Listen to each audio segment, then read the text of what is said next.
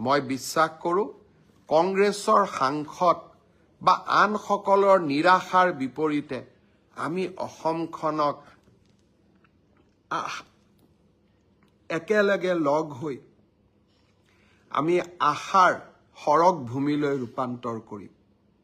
আৰু মই বিশ্বাস কৰোঁ আমাৰ অসমৰ যুৱ প্ৰজন্মই অসমখনক আশা আকাংক্ষাৰ এক সপোন ভূমিলৈ ৰূপান্তৰ কৰিব আৰু যুৱ প্ৰজন্মৰ আশাক আমি এনেকৈয়ে আগবঢ়াই লৈ যাম আজি অসমৰ যুৱ প্ৰজন্মই নতুন অসমৰ সপোন দেখিছে কেইদিনমান আগত মাত্ৰ এডিআৰই পৰীক্ষা হৈ গৈছিলে ৰিজাল্ট দিব ফেব্ৰুৱাৰীৰ শেষ সপ্তাহত নহলে মাৰ্চৰ প্ৰথম সপ্তাহত শিক্ষক নিযুক্তিৰ প্ৰক্ৰিয়া চলি আছে ৫৫০০ শিক্ষক নিযুক্তিৰ প্ৰক্ৰিয়া চলি আছে কিন্তু মই থমকি ৰোৱা নাই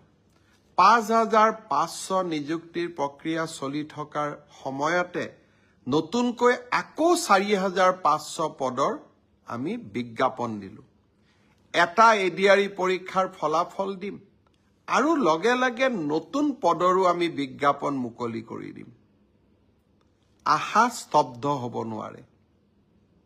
আমাৰ সপোনবিলাকক আমি পম খেদি থাকিম